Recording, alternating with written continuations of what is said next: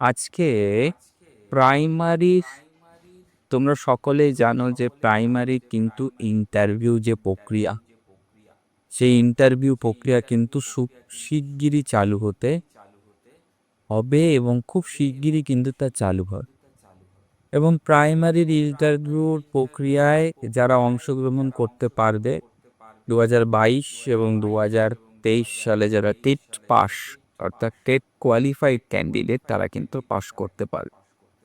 দেখো, প্রাইমারি ইন্টারভিউটা কিন্তু ভীষণভাবে গুরুত্বপূর্ণ এবং ভীষণ ভালোভাবে তোমাদেরকে দিতে হবে।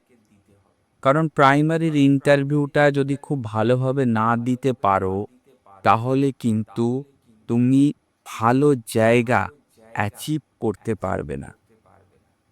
এই এমন একটা ধাপ, যদি এইটা কোয়ালিফাই করে যাও তাহলে কিন্তু যে কোনো ক্যান্ডিডেট প্রাইমারি টিচার কিন্তু হয়ে যাবে।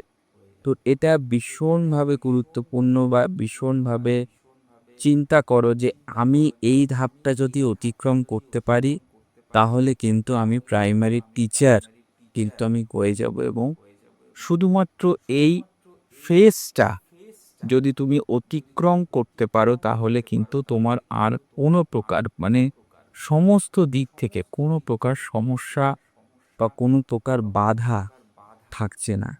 তো ওই জন্যে প্রাইমারি টিচারের যে ইন্টারভিউ প্রক্রিয়া সেটা দাও। আজকে কিছু বেসিক কথা বলবো।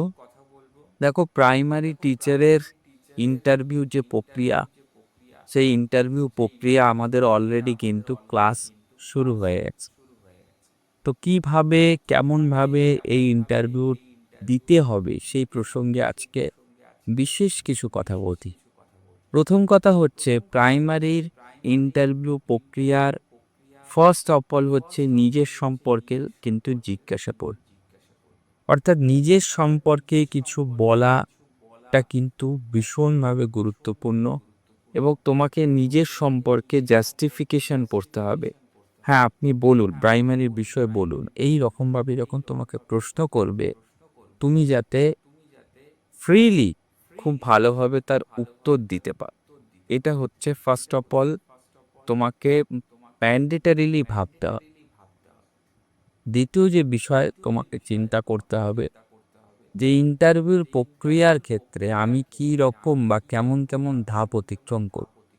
দেখো, ইন্টারভিউ প্রক্রিয়াটা ভীষণভাবে গুরুত্বপূর্ণ এই কারণে যে তুমি যখন খুব ভালোভাবে ইন্টারভিউটা দেবে এবং এমনভাবে তোমাকে 100% টুকু দিয়ে কিন্তু ইন্টারভিউতে প্রতিটা প্রশ্ন তোমায় কিন্তু অ্যান্সার করতে হবে।